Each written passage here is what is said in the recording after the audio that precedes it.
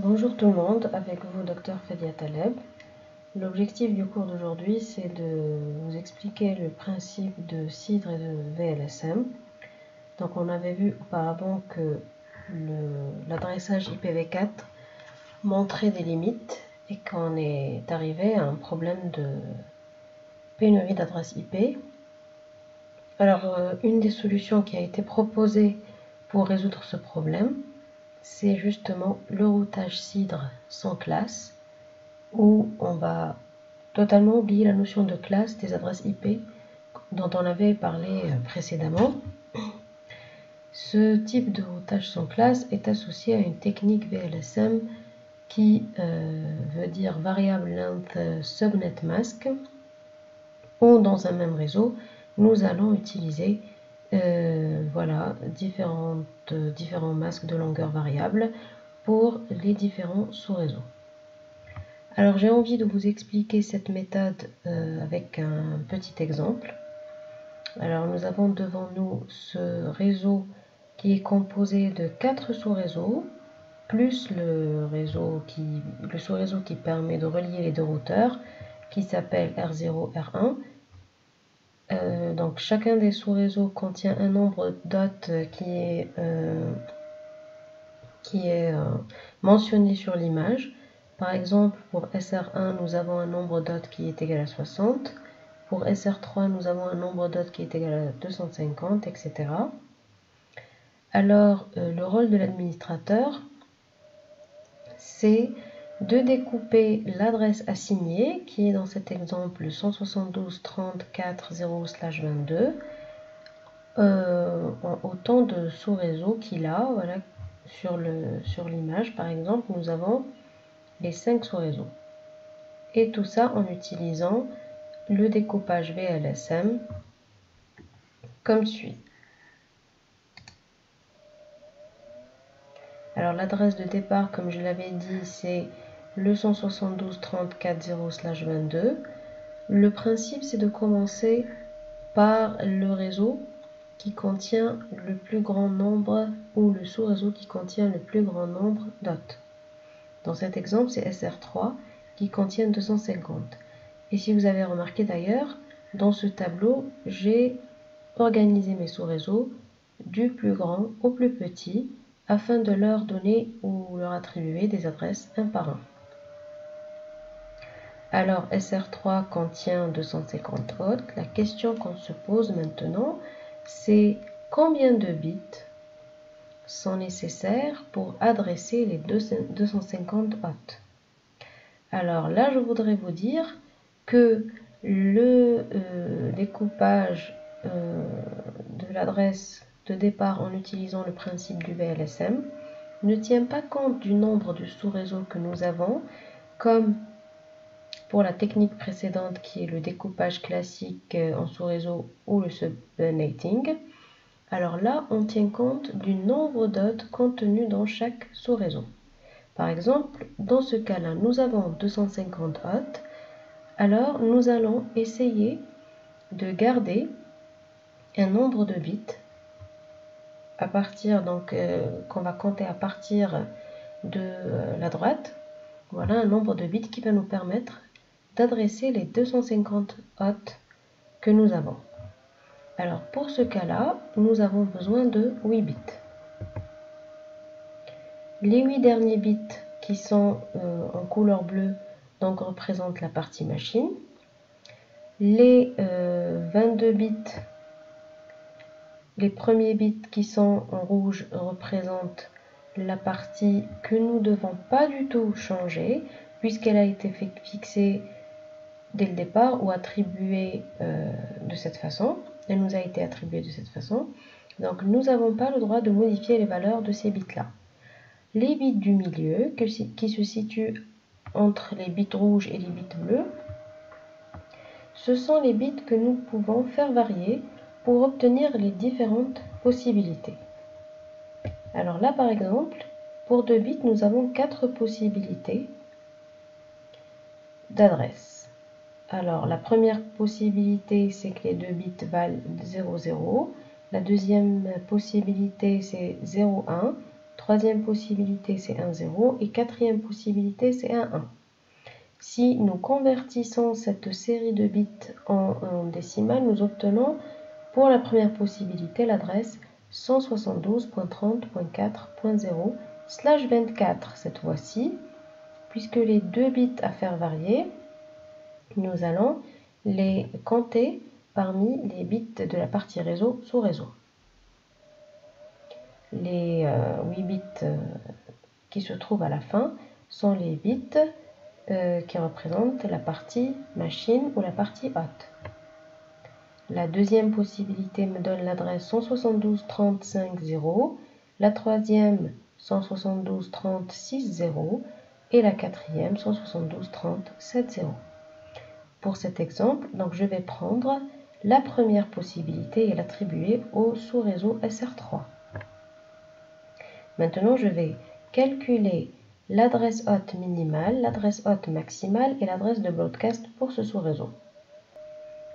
Alors, pour l'adresse minimale du sous-réseau SR3, le principe est toujours le même, c'est de fixer les bits de la partie machine ou partie hot à 0, à l'exception du dernier bit qui vaut 1.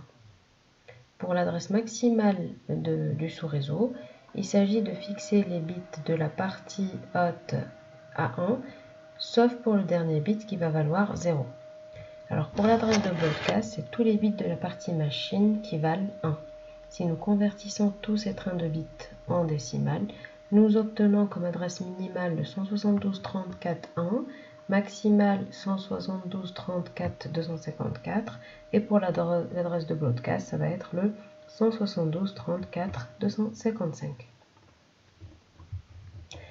Alors maintenant, nous avons fini avec SR3, nous passons à SR4 dont le nombre d'hôtes est 100. La question qui se pose alors toujours, c'est combien de bits je vais réserver pour la partie machine afin de pouvoir adresser mes 100 hôtes. Alors la réponse est 7 bits. Je vais procéder au découpage à partir de l'adresse de la deuxième possibilité du précédent découpage, donc c'était le 172.30.5.0/24. À partir de cette adresse, donc je vais procéder au découpage. Les 24 premiers bits sont alors fixes et ne doivent pas être modifiés. Les 7 derniers bits qui sont en bleu représentent la partie machine et le bit du milieu représente le bit que nous pouvons faire varier pour obtenir toutes les possibilités. Alors les possibilités sont les suivantes. Soit le bit vaut 0, soit il vaut 1. Pour le premier cas, l'adresse est égale à 172.30.5.0/25. /25 puisque nous avons gardé que 7 bits pour la partie machine. La deuxième possibilité me donne l'adresse 172.30.5.128/25. Alors j'ai opté pour garder la première possibilité comme adresse de sous-réseau SR4. Là je vais calculer l'adresse minimale, l'adresse maximale ainsi que l'adresse de broadcast, toujours avec le même principe. Alors l'adresse minimale c'est le 5.1, l'adresse maximale c'est le 5.126 et l'adresse de broadcast, donc je m'excuse pour l'erreur ici, c'est le 5.127. Je passe maintenant au sous-réseau SR1, alors qui contient 60 hôtes. La question est toujours la même, combien de bits dois-je réserver pour la partie machine afin de pouvoir adresser les 60 hôtes? La réponse est 6 bits. Les 6 derniers bits donc sont représentés en bleu et représentent la partie machine. Les 25 premiers bits représentent les bits à ne pas modifier puisque ils ont été fixés dans le premier découpage. Et le bit du milieu représente le bit que nous pouvons faire varier pour obtenir les différentes possibilités. La première possibilité est 0 et la seconde est 1. La première me donne l'adresse 172.30.5.128/26 et la seconde me donne 172.30.5.192/26. Alors j'ai choisi de attribuer la première adresse ou la première possibilité pour le sous-réseau SR1.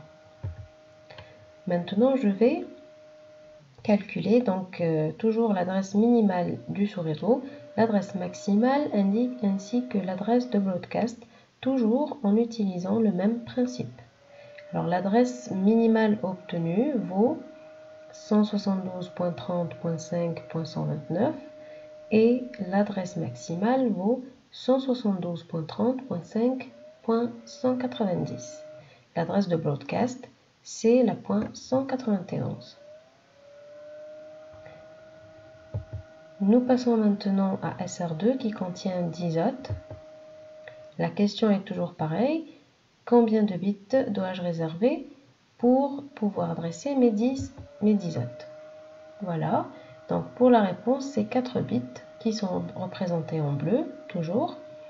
Les 26 premiers bits doivent rester inchangés et les bits du milieu, qui sont cette fois-ci 2, vont être modifiés pour obtenir les différentes possibilités d'adresse que voici. Pour la première, donc c'est le 172.30.5.192/28 que j'ai choisi d'attribuer au sous-réseau SR2.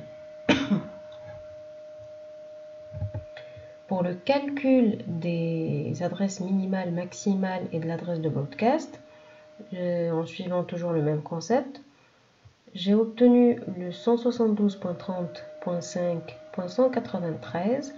Pour le maximum, j'ai obtenu 5.206 et pour l'adresse de broadcast, ça va être le 5.207. Il nous reste le dernier sous-réseau qui contient que 2 hôtes. Donc c'est le sous-réseau qui permet de relier les 2 routeurs. La question est toujours pareille. Il faut savoir que pour adresser 2 hôtes, il me suffit d'avoir 2 bits en dernier. Donc 2 puissance 2 égale à 4, moins 2, qui représente l'adresse de broadcast et l'adresse du sous-réseau. Ça va me laisser exactement 2 bits et donc aucune perte d'adresse IP. Les 2 bits sont représentés en bleu. Les 28 premiers bits représentent la partie à ne jamais toucher puisqu'ils ont été fixés au découpage précédent. Et les 2 bits du milieu vont me donner les différentes possibilités d'adresse. Alors nous avons 4 possibilités puisque nous avons 2 bits à faire varier. La première adresse obtenue est le 172.30.5.208/30. Et j'ai choisi de l'attribuer au réseau ou au sous-réseau R0, R1.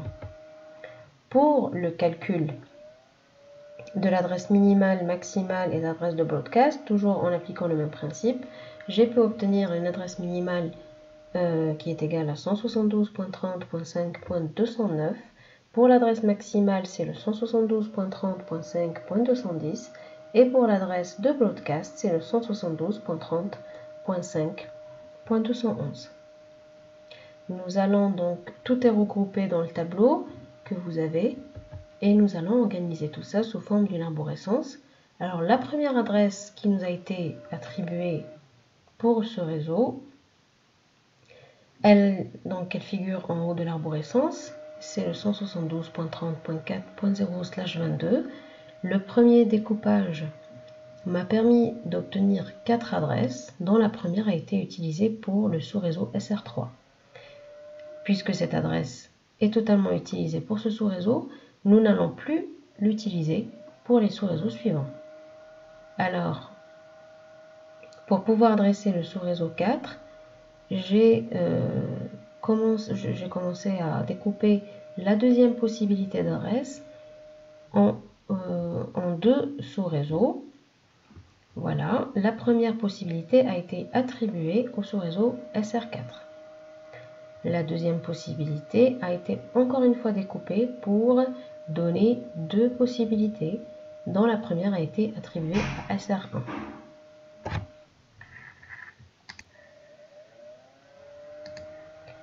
Nous procédons au découpage pour autant de sous-réseaux que nous avons. jusqu'à voilà, jusqu'à ce qu'il n'y ait plus de sous-réseau. Alors, ce qu'il faut retenir, c'est que pour le VLSM, il s'agit de penser nombre d'hôtes et non pas nombre de sous-réseaux, comme pour la technique du subnetting qu'on avait vu auparavant. J'espère que vous avez compris le principe. Merci d'avoir suivi la vidéo jusqu'à la fin.